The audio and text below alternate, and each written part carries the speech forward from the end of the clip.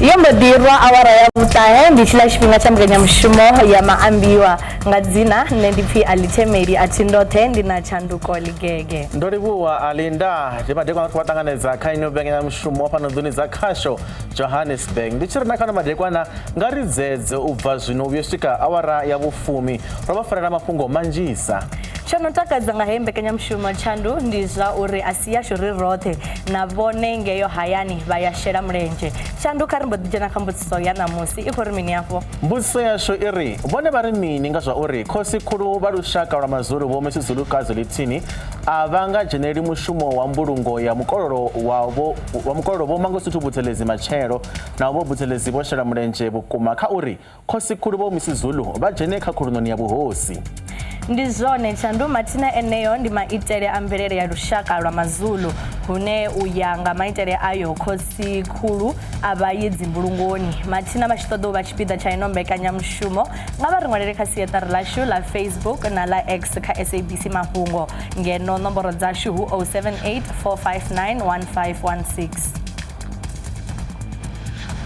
Tuvulana byamashanga amathuze endabazelanga noshona ushango thanda bengamthandi ishenge lihle engenasumulela lingabanesumulela lifuze ekhalo nina unhlanga sabantu ababele ezabafishane zimbangani Vupoha ulundi vundonila KwaZulu-Natal hoshika hehato imadzi musi vadzulapo na vatikedzi va lihoro la IFP voita miduba staratani chipinga cha musi goloi dza mochari dzova dzichikhovwisa masarera a mufu vobuthelezi hayani.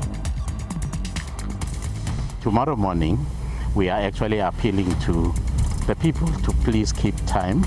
We intend starting at 9 o'clock. We are actually aware that we are expecting multitudes of people to come here. Ndugisero za mushumo wa mbulungo zikubvera phanda hune mushumo uyo wa mbulungo ya chiofisi ya ketekanyo ya uthoma wadofarwa machero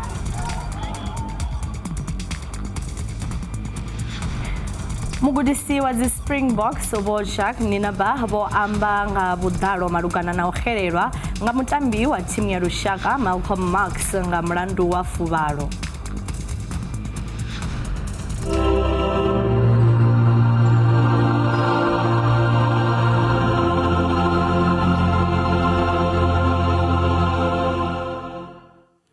Fungo la uthoma leri vupoha ulundi vunduna la KwaZulu-Natal hoshike hato imatsi na musi vadzulapo na vatikedzi va lihoro la IFP voita miduba staratani vashiko ita zvirendo na uimba nyimbo dzirendaho mukololo womangosuthu buthelezi izvi ndi musi goloi ya mochari yova ichikouchimbidza mufu vobuthelezi ubva mochari uya mudhini wavo fala kwaphinda ngene.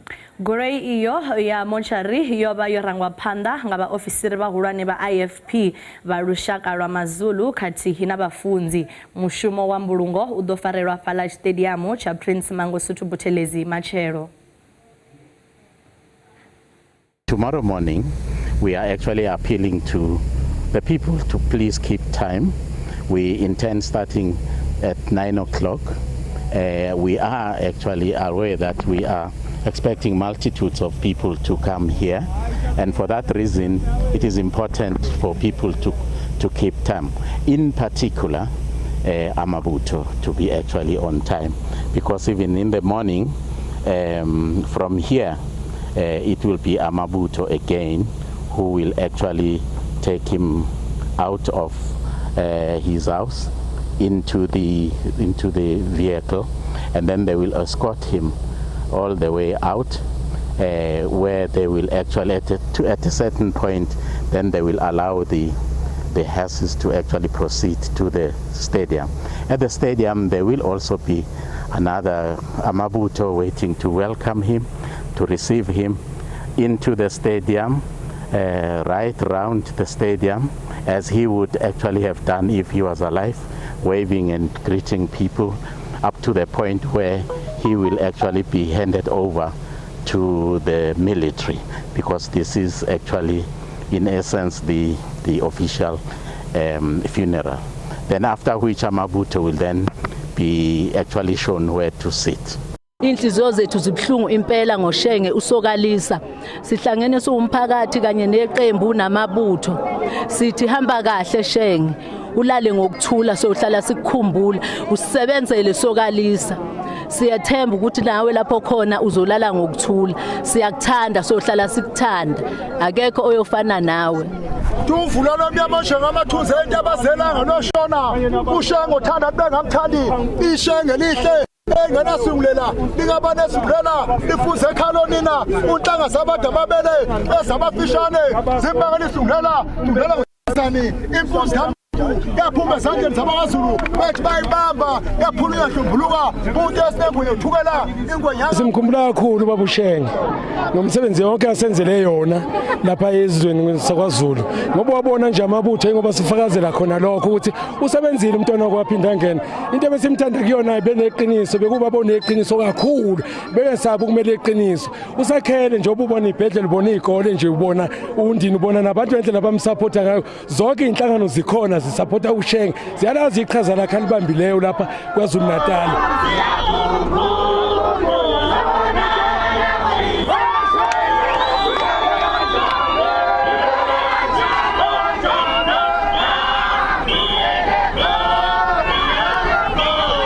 Njengoba silapha nje sizophelezela umntwana wakaphinda ngene ngemisebenzi yakhe uShenge sengathi inyanya zingamukela ngoba uyena osifake kulesintu sethe undunankulu kaZulu. Kukhona izikole ngakithi kukhona amakliniki ngingakahlenga umholo ongenaphunga umholo benganawo amanga ulundi lungaka uyena uShenge sithi nje uShenge ahambe kahle kakhulu siyaphela ngoba siseyizizweni nje kusuka usinga kusuka amadibozi kusuka konke kodwa siyethemba ukuthi somthola omunye umholi ofana noShenge. Shenge sokalisa.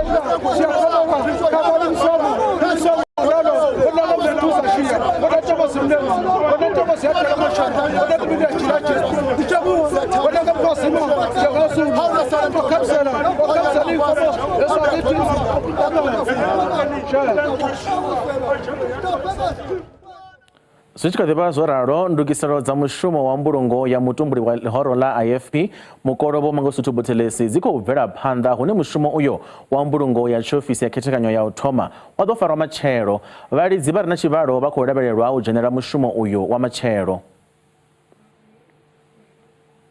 Inhliziyo zethu zibhlungu impela ngoshenge usokalisa. Sihlangene siwumphakathi kanye neqembu namabutho. Sithi hamba kahle shenge. Ulale ngokuthula sohlala sikukhumbula. Usebenzele sokalisa. Siyathemba ukuthi nawe lapho khona uzolala ngokuthula. Siyakuthanda sohlala sikuthanda. Akekho oyofana nawe.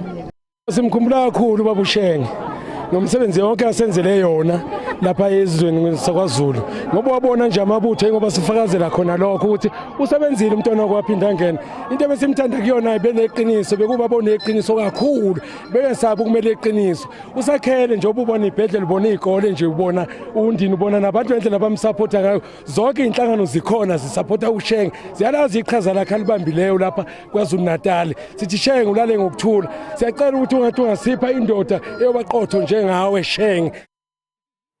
Uisa pandana ilifungo sa Shinor na Mafhungo bokhathu mamaira beba shuma bukuma mingwani ya shipinga cha mubuso wa chitarura heba ngwala zwinji nga habo butelezi wa mamaira kabatanganeza kambe kanya mshumo ya Maambiwa wonesa mutu ongwala ho bukuma nga Mafhungo apolitiki akwama ho butelezi bangari mini musi bashibatarusa no una sizunizwe ngamba nga ngabo butelezi samsizothoma shina ngamba ndishawuri bo bamranga phanda arina bupfiwa ngamanda ka bathu bamazulu bo bamranga phanda we ashuma ngamanda namubuso wa chitalura wa apartheid badozumura mashuri muso apartheid tani yaone yeba ya uri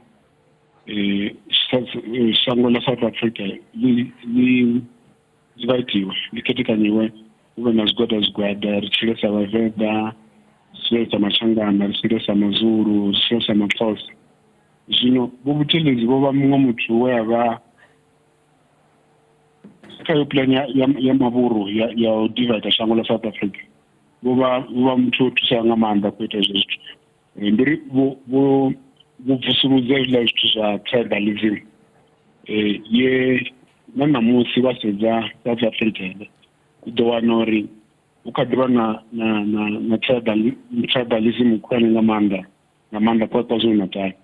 U tshi nyaga u zwi vhona ndi uri na musi arali ANC yo fara conference yao na ngwa top 6 ngakho tshi ahuna muzungu nga si ahuna muvenḓa ahuna mutshangana ahuna marali u sina muzulu zwone zwithu nga tshimbili wa sedza na zwino ndi vha u tshambiwa nga mafhungo a vhuzulu u khou ambiwa nga mafhungo a tonga u kopi the Zulu nation a concept ya nation u khakhea ngauri we could fata what is called a South African nation ine ya vha na side dzo fhambanaho na vhavenḓa na vhatshangana na maXhosa na Vatswana na Basotho na Vapedi na Mazulu so mara zwezwo ḓi nga maanḓa ndi zwa musi nṋe nga u bva nga 1990 u tshi thoma mafhungo a dzinyambedzano dzo uri vhe na transition ya u bva kha muvhuso wa tshiṱalula wa apartheid ya kwa democracy muthelezi vha murangaphanḓa wa dzangano ḽa inkatha ḽe ḽa vha ḽi tshi khou suppose ḽo vha ḽi tshi ima nga maanḓa na muvhuso wa makhuwa wa tshiṱalula so eḽo dzangano ḽo shumisiwa nga maanḓa nga muvhuso wa apartheid u lwa na vhathu vhatswu nga maanḓa u tshi khou lwa na ANC. Vho Mamaila nga u tou shaya tshifhinga ṱhamusi ri lavhelesa zwivhuya zwe vho Buthelezi vha kona u zwi ita ngauri ri khou wana uri vho rangaphanḓa ḽihoro ḽa IFP line nga khetho dza 2019 ḽo vha ḽi kha vhuimo ha vhuvhili musi ri tshi ḽi vhambedzana ḽo rangaphanḓa nga ḽa ANC. Vha vhona u nga ri kha khetho dzine dza vha dzi khou ḓa ṅwakani ḽi nga shuma hani zwa zwino musi ro lavhelesa uri vho Buthelezi a vha tsha vha hone fhano shangoni? No, nga zwivhuya zwi ḓo konḓela ngauri history ine ndavha nayo ya Buthelezi ndi ya musi u tshi khou vhulaiwa vhathu zwino a tshi khou a zwithu zwavhuḓi hezwo. History ya Buthelezi ndi ya uri vha tshi ḽi tsha apartheid u ya nga nṋe a si zwithu zwavhuḓi zwo ri vho vha wane dzivothi dza tevhela dza ANC ho vha na vhathu vhanzhi vha tevhela vho Buthelezi ngauri ni Mazulu South Africa ndi yone tribe ira na vhathu vhanzhisa u fhirisa vhathu vhoṱhe so arali tshi khou fanela arali muthu a khou mobilize one tribal ticket u ḓo ḓi wana vhatevheli vha Mazulu ndi ngazwo namusi namusi ndi dzangano ḽa Mazulu ndi vha vhona vhaṅwe vhathu vhane a si Mazulu mara generally ndi dzangano ḽa Mazulu so u ya nga nṋe uri ṅwakani ḓo performisani musi vha kha ḓi vha hone ḽo vha ḽi si tsha vha na muthu ho vho no vha na TA ho no vha na EFF so ndi khou amba uri support ya inkatha i vha tshi khou ḓifhungudza na musi vha tshe hone ngauri thomani ya inkatha i vha tshi khou ḓifha ngauri vhathu vho vha tshi tou ofha vho vha tshi vhulaiwa muthu vhathu vha tevheli inkatha. Hu na zwine vha nga zwi topola na kha vhurangaphanḓa vho Buthelezi zwine ra nga ri shango ḽa Afrika Tshipembe ḽo guda khazwo? Zwithu zwine nda nga vhona u nga ri zwezwi vhono vha muthu muhulwane vho vha tshi vho phala vha tshi vho amba zwithu zwi no phala nga tshifhinga tsha musi vhathu vha vhaṅwe vha tshi khou nyaga u bvisa ṱhavho mbiki muvhusoni vho vha muṅwe wa vhathu vho no khou ri zwine zwa khou itiwa zwo tou bvisa muthu a president a si zwavhuḓi ndi khou amba uri vho vha ono vha voice of reason kha musi na ri muṅwe vho no ḓivha mihulwane vha tshi khou amba zwi no phala nga tshifhinga tsha musi vhathu vha tshi khou thoma think vhane vharangaphanḓa vha IFP vha tshi khou thoma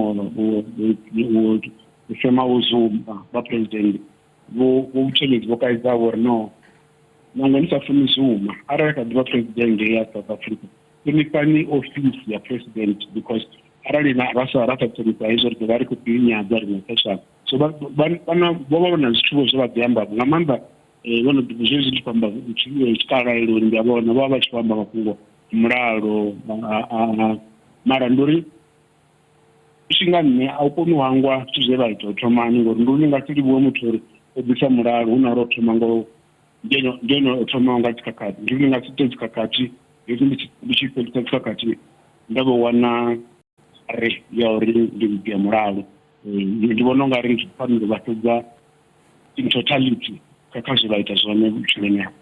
Vho Mamaila ro livhuwa nga maanḓa tshifhinga tshavho a vha madekwana avhuḓi. zwa zwino ri livha kha ale ri pfe uri o ri farela zwifhio. Ri tshi khou bvela phanḓa na eneyo a mukololo Vho Mangosuthu Buthelezi avha muhulwane vho shuma na muṱahabvu presidennde wa kale Vho Nelson Mandela kha muvhuso wa u thoma wa demokrasi. Izwi yo vha nḓila ya Vho Mandela ya u konanya na u vhona uri ḽa Afrika Tshipembe hu na vhudziki. Presidennde Vho Thabo Mbeki na vhone vho bvela phanḓa na u shuma na Vho Buthelezi.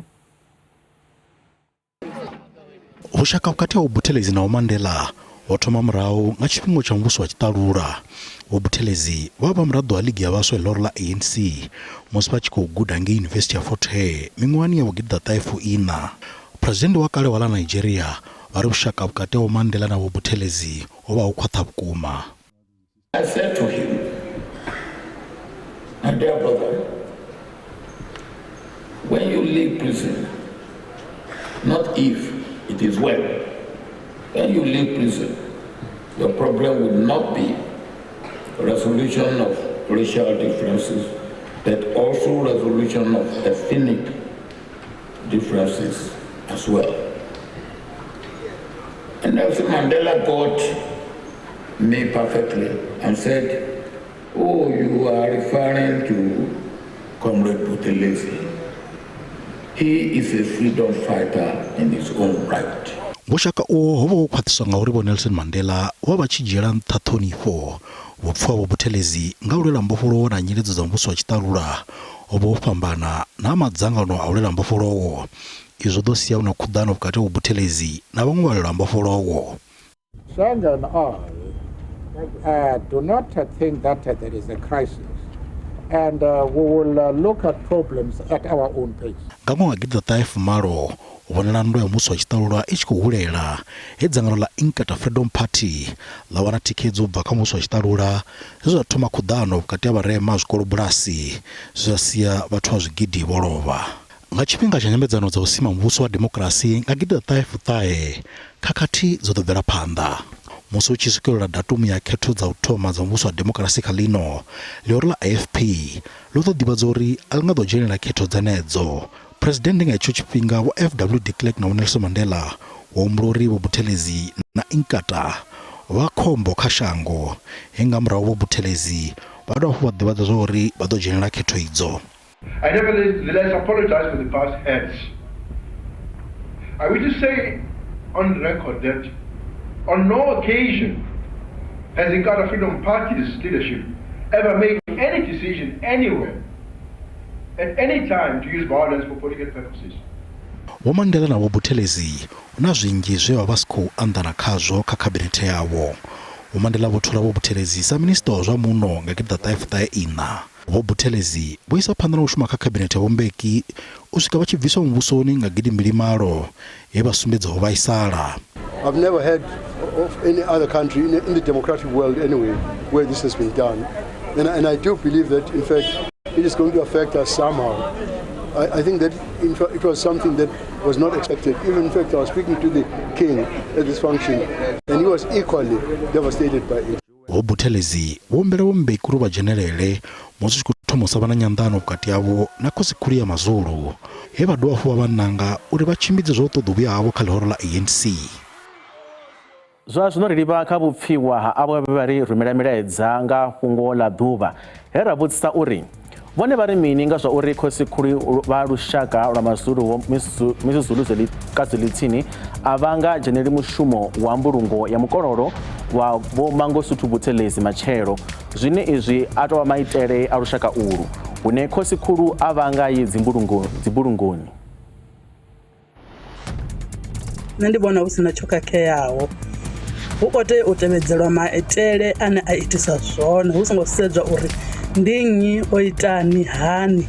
Ndo livhuwa mulayo wa Afrika Tshipembe madekwana miṅwe ya milayo ndi vhona uri ya tsikeledza vhuhosini nga nṱhani ha uri kharali munanda wanga o ita zwivhuya shangoni langa a ri o ṱuwa shangoni nda balo muvhulunga zwi amba zwa uri mulayo wa hone u tsikeledza vhadzulapo wa dovha wa tsikeledza na vhuhosini arali ho vha u nṋe nda khou pfuka mulayo nda awedza mulanda wanga uri a eḓele nga mulalo.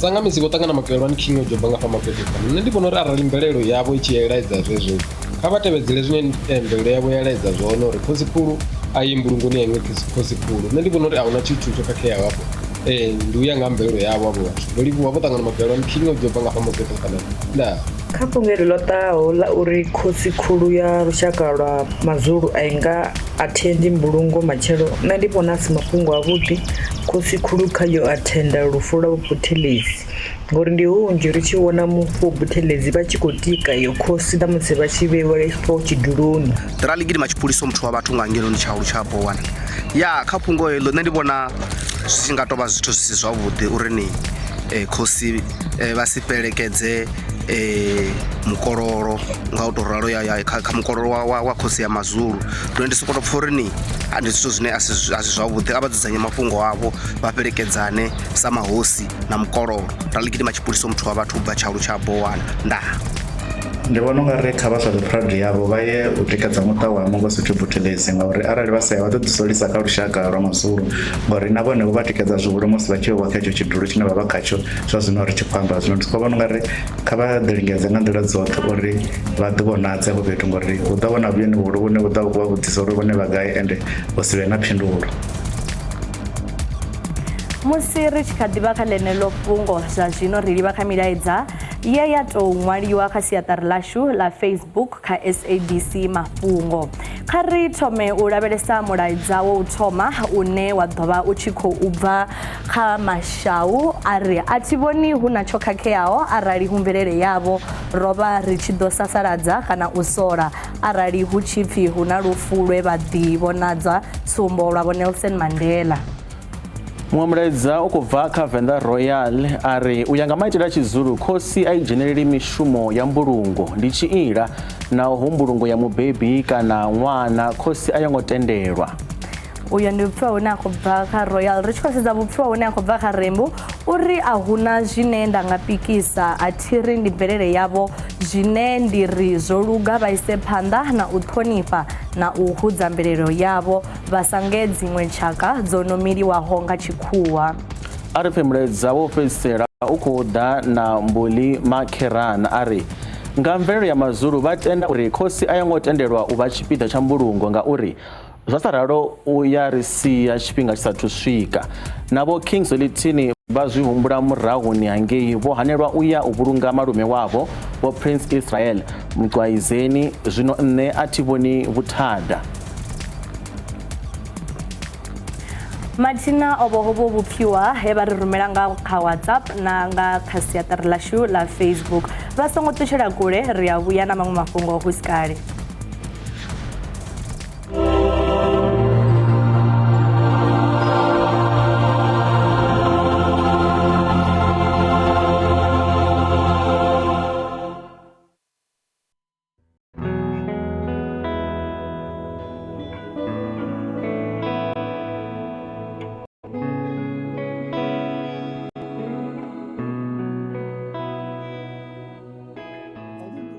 Honest South Africans who remember me as a humble servant of my people who tried to do his best to serve his people and the country.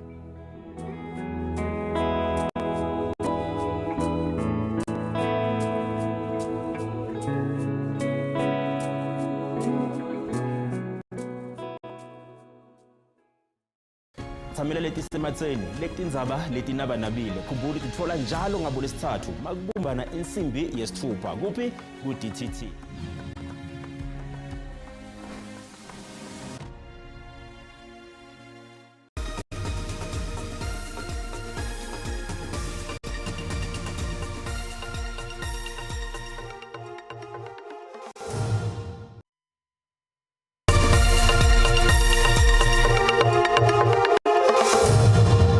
Khoro vhafhu vha ṱanganedza kha Maambiwa fhano kha DTT a ri bvele phanḓa madekwana na musi vho pfa nga fhungo ḽa vhupo ha Ulundi vunḓuni ḽa KwaZulu-Natal he vha ho ḓala vhukuma vhadzulapo na vhatikedzi vha ḽihoro ḽa IFP vha tshi khou imba nyimbo dzi rendaho mukololo vho Mangosuthu Buthelezi. Izwi ndi musi goloi ya mochari yo vha i tshi khou tshimbidza mufu vho Buthelezi u bva mochari u ya muḓini wavho fhaḽa kwa Phindangene. Vhadzulapo vho no fhira zwigidi zwiraru vha ngei Mtshejane vho saina ḽiṅwalo ḽine vha khou ṱoḓa vha khomishini ya pfanelo dza vhathu vha tshi imisa na u thivhela mvelele ya u malisa vhana vha tshe vhaṱuku kana ukuthwala masipala wa Nkomazi vundu la Mpumalanga. Izwi zwi khou ḓa musi mulwela pfanelo dza vhathu vho Innocent Madonsela vho ṱahisa mbilaelo dzavho malugana na tshivhalo tsha vhananyana vhane vha khou gonyiswa miri nga vhanna vhahuluhulu. Mivhigo i khou amba uri vhananyana vha miṅwaha ya henefha kha 12 vha khou gonyiswa miri nga vhanna nga kha mvelele yeneyi. Muvhundu uyu u tovha muvhundu ungaho sa muvhundu muṅwe na muṅwe wo ḓoweleaho nahone kha vhadzulapo ḽi ḓivhonala ḽi tshi nga ndi ḽa maladze. Fhedzi ndi kha yeneyi nḓila hune vhasidzanyana vhaṱuku vha ḓa vha tshi kungiwa nga vhanna miḓi. Vhunzhi havho vho fhedzisela vho gonya miri nahone vha tshi ṱutshela tshikolo. Vho Innocent Madonsela vhane vha lwela pfanelo dza vhathu vha ri vho no ṱanganedza mbilaelo dzo vhalaho nga maitele aya u bva kha vhadzulapo nga fhungo iḽi. My concern is that our future young leaders, specifically females, their future has been taken away because of this practice, and then it's justified as a tradition called Ifunelani Nganeno. So Ifunelani Nganeno is the tradition whereby if you were to wrong a young girl or any female and then you were to go to the family, there's a fine that you can pay to the family or to the leader of that area, to the traditional ruler of that area called Ifunelani Nganeno. So the moment Ifunelani Nganeno is paid, it means that we cannot really have a case in court, even if the child will be under 16, meaning they can't consent. Even if they consent legally, they cannot consent. So we can't open any criminal case. Lirato ane a khou shumisa dzina ḽa Kholekhole uri vhumatshelo ha murathu wawe vha ḓihwala ana miṅwaha ya 15 ho tshinyadzwa nga maitele aya. After 2 days, she sent his families to come here to pay Funelani Nganeno of 500 rand. Therefore, my parents refused to take that money because that is a sign of disrespect. You can't keep someone for the whole month, like the whole period of 6 months, then you come back with 500 rand. That's not good. Vamasipala wapo wa Nkomazi vha khou itela khuwelelo vhadzulapo uri vha londe uri vhana vhavho vho tsireledzea. It's very saddening. It's one of those issues that need attention from the municipality. We are appealing to our communities to ensure that the safety of their children is guaranteed, particularly these days when such rituals are being held within the jurisdiction of the municipality. Vamasipala uyu vho dovha hafhu vha thoma mbekanyamushumo dza u thusa vhadzulapo u tandulula khaedu iyi. Ri tshi khou bvela phanḓa na ḽiṅwe fhungo, mufumakadzi wa Mossel Bay vunḓuni ḽa Western Cape we a vha o ṱangana na khombo musi goloi yawe ya Ford Kuga i tshi nyenga mulilo uri u khou ṱoḓa lushaka lu tshi zwi ḓivha uri goloi idzo dzi kha ḓivha na yeneyo thaidzo. Goloi ya Bo Jolene Smith yo nyenga mulilo musi vha tshi khou i reila vha tshi khou isa vhana tshikoloni. As a mom, you buy a safe vehicle, to keep your kids safe on the roads while you're taking them to school and back. And I thought I was driving a safe vehicle. I got a good brand. And I thought my children would be safe. But I potentially put them in harm's way by putting them in a vehicle that was not safe at all. And people need to be aware that if they are driving the Cougar, the same model and the same year as I was, they need to take it seriously. How many more people have to die or come to near-death experiences before the brand takes ownership for a mistake they made? If I could, I would want every single one of those vehicles off the road. There's no ways you can be sure of being safe in that vehicle after seeing what's happened with it. Matina vhadzulapo vha ḽino shango vha ḓo tendelwa u dalela vhugalaphukha vhuṅwe na vhuṅwe nga mahala u thoma matshelo nga mugivhela u swika mugivhela wa vhege i ḓaho nga ḽa 24 ḽa uno ṅwedzi. Tshipikwa tshihulwane ndi u itela uri vhadzulapo vhane vha balelwa u ya u vhona dziphukha vha kone vho u vhona dziphukha idzi nga mahala. Tshiṅwe hafhu ndi u itela uri vhadzulapo vha ḓivhe na u vhona lunako lwa mupo hanefho vhugalaphukha. Zwa zwino ri lavhelesa nyambedzano ye Mafhungo washu vhutshilo muhasho a vha nayo na Peter Mbelengwa nga vha muhasho wa maḓaka na mupo. Zwa zwino ndi khou ḓa kha vhone ndo ima na muambeli wa muhasho vhane vha vha Peter Mbelengwa, ndi muambeli wa muhasho wa maḓaka vhureakhovhe khathihi na mupo vha khou ḓo fara nyambedzano na riṋe nga vhegeni ya korola tari ṋamusi vhege ya vhugalaphukha. Vho Mbelengwa ndi khou vha ṱanganedza kha mafhungo a Tshivenḓa. Tsho thoma muthu a nga tama u ḓivha uri ndeme ya vhege inoni ndi ifhio? Ndi khou livhuwa a vha ri tsho thoma ndi ri kha ḓuvha ḽa ṋahasi minista wa zwa maḓaka vhureakhovhe na mupo vho rwela ṱari heino vhege ine vhathu vhoṱhe vha Afrika Tshipembe vha khou rambiwa kana ri khou ri kha vha dzhie ndango, kha vha dzhie tshipiḓa itshi tsha u dalela vhugalaphukha ho fhambananaho fhano Afrika Tshipembe hune nga kha madalo ayo vha ḓovha vha khou kona u vhona zwithu zwoṱhe zwine ra vha nazwo kha vhugalaphukha ho fhambananaho. Ri na zwithu zwinzhi zwine zwi dovha hafhu zwa vha phathi ya kana tshipiḓa tsha vhufa hashu sa maAfrika Tshipembe. Zwino zwi vhuṱhogwa nga maanḓa uri rine sa maAfrika Tshipembe ri ḓivhe uri afha vhugalaphukha hune ha vha hu khou ambiwa tshifhinga tshoṱhe hune ra vhona kha dzi TV kana hune ra pfa kha dzi radio hu vha hu khou itea mini, ngori arali vha lavhelesa hu na vhathu vho no dzula fhethu hune ha vha uri ndi tsini na vhugalaphukha ho fhambananaho mara havha vhathu a vha ḓivhi na tshithu, a vha thu vhuya vha dzhena ngori afho vhugalaphukha hoṱhe hu na tshelede ine ya tea u badeliwa uri vha kone u dzhena vha kone u vhona zwine zwa vha zwi khou itiwa.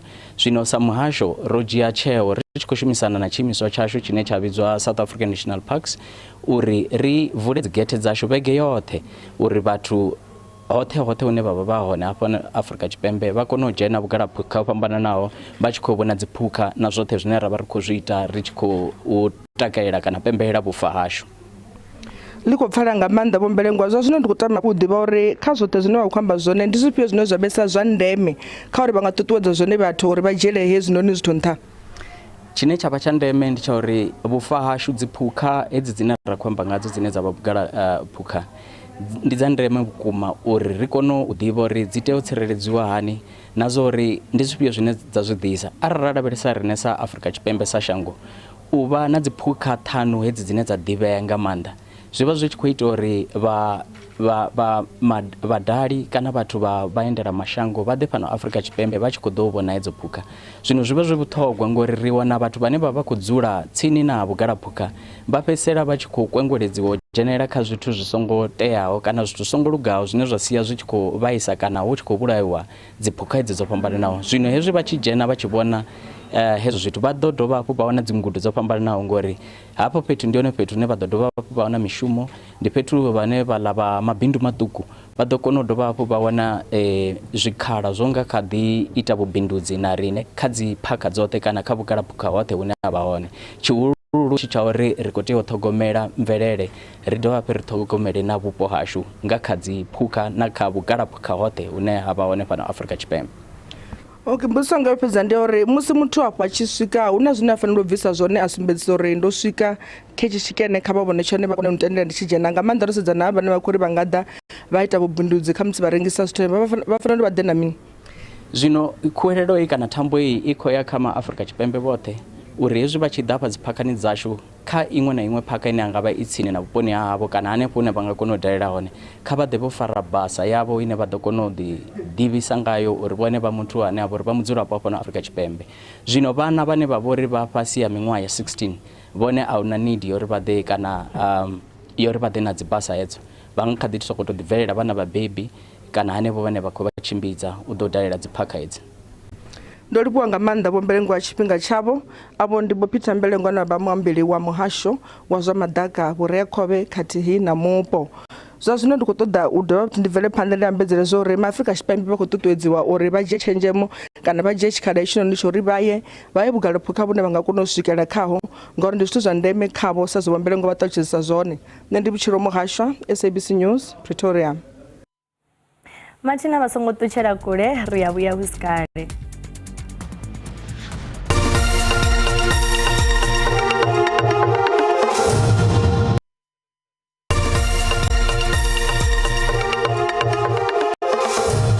Ri dovha hafhu vha ṱanganedza kha mbekanyamushumo ya Maambiwa fhano kha DTT. Madekwana namusi ro vha ḓisela fhungo ḽa vhadzulapo vho no fhira zwigidi zwiraru vha ngei Mdzhedzhani vho sainaho ḽiṅwalo ḽine vha khou ṱoḓa vha khomishini ya pfanelo dza vhathu vha tshi imisa na u thivhela mvelele ya u malisa vhana vha tshe vhaṱuku kana u kuthwala vunḓuni ḽa Mpumalanga. ri tshi khou bvela phanḓa vhaṅwe vha madokotela o pfumbudzwaho kha buḓo iḽi zwa zwino vha khou vha vha tshi khou shuma mishumo zwayo i ngaho sa u thusa u funza vhana zwikoloni lwa tshifhinga nyana. Madokotela avha vho lindela vha Health Professional Council ya Afrika Tshipembe vha tshi vha ṋea ḓuvha ḽa u ṅwala milingo yavho. Avho vho ṱhaphudzaho pfunzo dzavho a vha koni u shuma vha sathu ṅwala miṅwe milingo. Vhaṅwe tshe vha lindela u bva tsha ṅwaha wa 2020 uri vha khantsele vha vha fhe ḓuvha ḽa u ṅwala milingo yavho. Ava ndi vhaṅwe vha matshudeni vho ṋewaho kha vhuṱali ha zwa pfunzo vho ṋangiwa nga muvhuso wa vunḓu ḽa Free State uri vha ye mashango ḓavha u gudela vhudokotela kha dzi yunivesithi dza maimo dza dzitshakatshaka.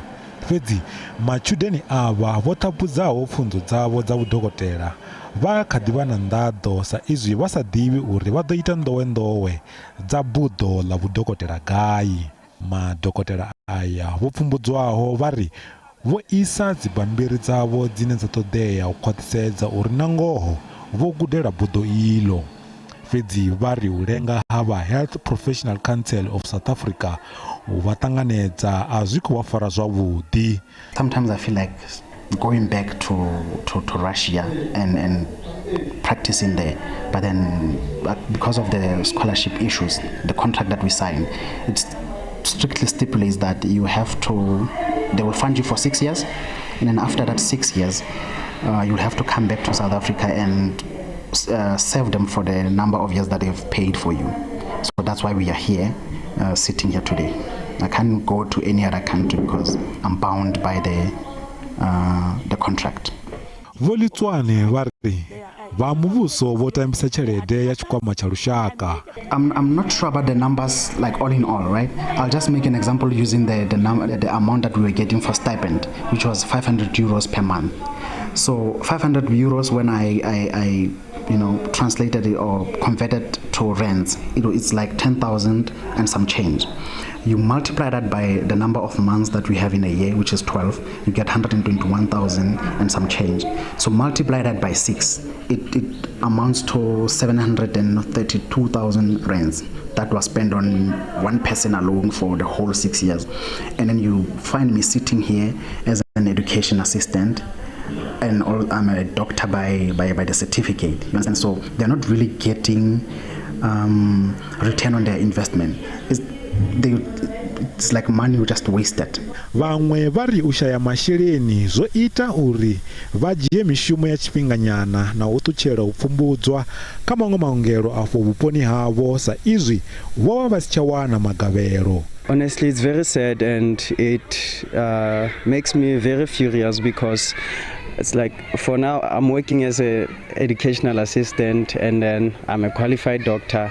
It's a very disturbing story or situation because now there's nothing that I can do while we're waiting for HPCSA to come back to us. Maṅwe a matshudeni vho ṱhaphudzaho pfunzo dzavho dza vhudokotela vha khou sathula vhuvha ha dzangano ḽa HPCSA.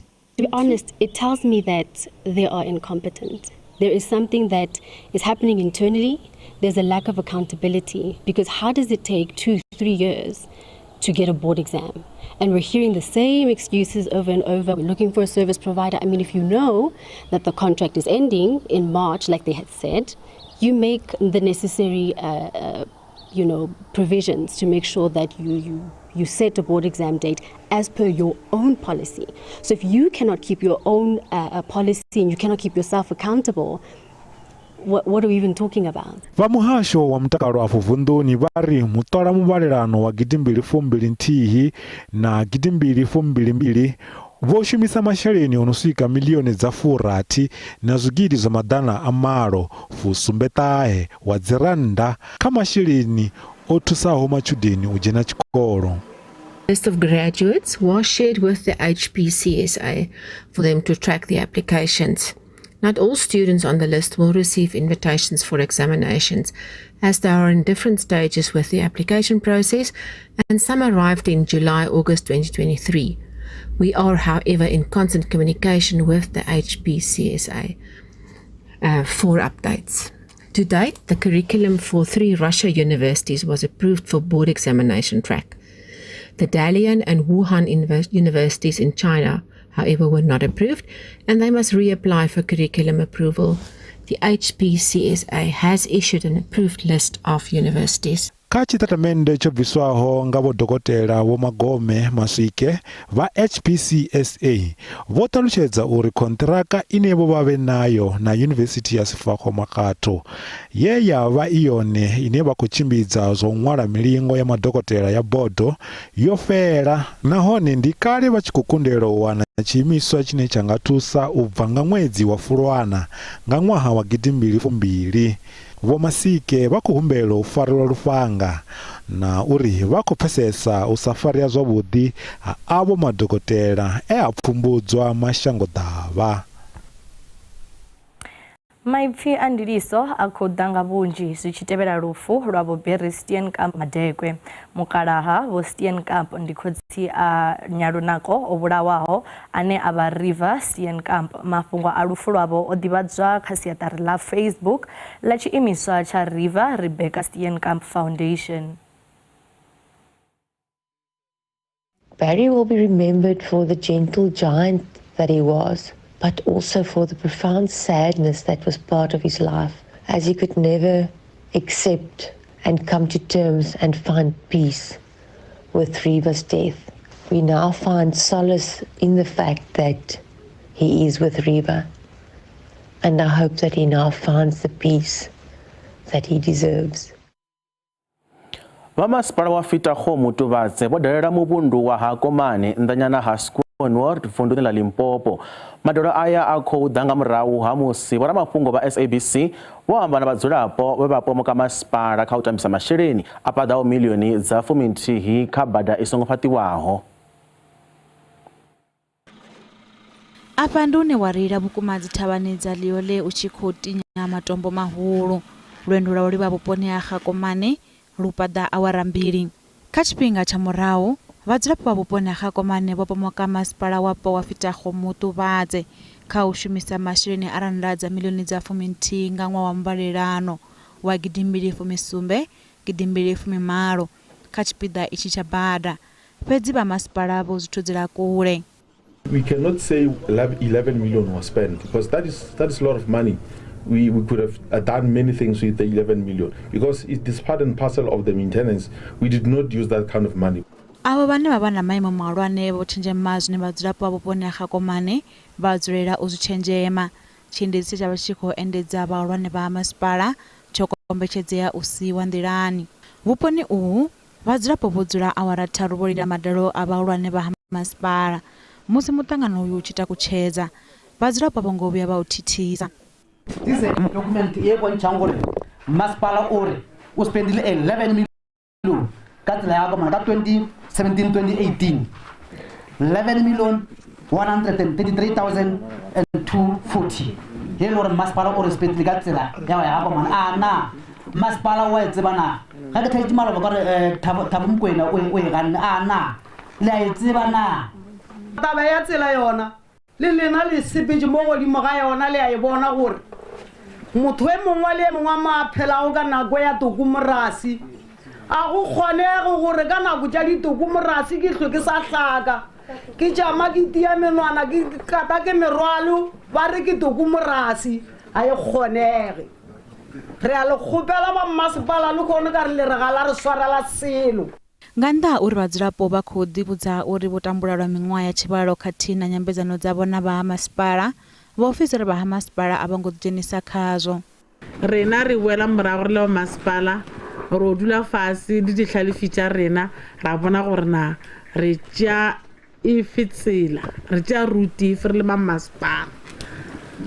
Ke ra gore e beng ba ka ke tloga mo e se ka ba gore ba re ba masipala ba re ba ilo ba re ba tlo re diela tsela. Re romme ke mmeyara re sa ilo fa mmeyara ditaba tše di boletseng mo. Zwa zwino vhathu vha ḓo ḓi bvela phanḓa na u tshila dzithavhani idzi. Tapo bapala muyeshe ndanyana hagiani vunduni lange Limpopo vari vakubiraidza nga chiimo cha madhi anokobva pasi kana magwejo aneba anwa duva limwe na limwe. Tsedzuluso dza ṅwaha wa gidimbiri fumisumbe zowana uri madhi ayo odala kemikhala ine yabidzwa upfi arsenic. Iyo kemikhala ndi ine yabveledzwa nga mupo kha madhi ari fhasi mavuni hune yana masiandoitwa asi avhuḓi kha mutakalo. Muyeshe ndi vhupo homa huzinelwa nga magomelelo ho vhuya to ṋangiwa sa vhuṅwe ha vhupo vhushaisaho nga president wa kale Vho Jacob Zuma. Musi thandela ya maḓi ya Giani i khongolowa, vhathu vha Muyeshe vha ya phanḓa na u shaya maḓi, naho vha khou nwa maḓi a fhasi hu nga vha na masiandoitwa a si avhuḓi kha mutakalo wavho. Va tile ka community ya hina ya ka Muyeshe va fika va cheka maḓi kambe a va ha vuyangi va ta hina ka ti-result ku leswi nga endzeni ka mati ku na yini. Hina hi tibyeli ku mati leswi va nga ta mati ma kumeke ma ri right, hina right yo ma tirhisa leswi hi swi rhandzisaka xiswona. Na zwilimwa zwa vhadzulapo zwi nga ḓivha zwi khomboni nga khemikhali ya arsenic. Loko khi hi cheleta swimilana swa hina nkarhi wun'wana ku fika hi languta laha ka na swimilana swa hina ku na leswi langutekaka as if i munyu nyana, so swilo leswi swa hi chavisa ku a hi swi tivi ku munyu lowu u helela ka swimilana ntsena kumbe loko se swimilana swi veke mihandzu swi tlhela swi nghena endzeni ka mihandzu leyi hi kotaka ku tlhela hi dya na. Se hi chavela rihanyo ra hina hi ndlela yaleyo mhaka ku loko swi kota ku nghena ka swimilana swi komba ku na hina ha swi dya hi ndlela yin'wana, so ha chava. Masipala wa xitiriki xa Mopani uri do ita ṱhoḓisiso. As the district municipality, before we commission a borehole, we do test to ensure that the quality of water is good for human consumption. But it's a matter that we are going to take forward and see if we cannot do the test on the boreholes in Muyeshe. Va South African Medical Research Council vari va khou shuma na university dzo fhambanaho u ita filter dza u fhungudza arsenic maḓini ya fhasi ya mavu. Lutendo Boboli ya SABC News, Muyeshe. Va songo ṱutshela kule ri a vhuya hu si kale.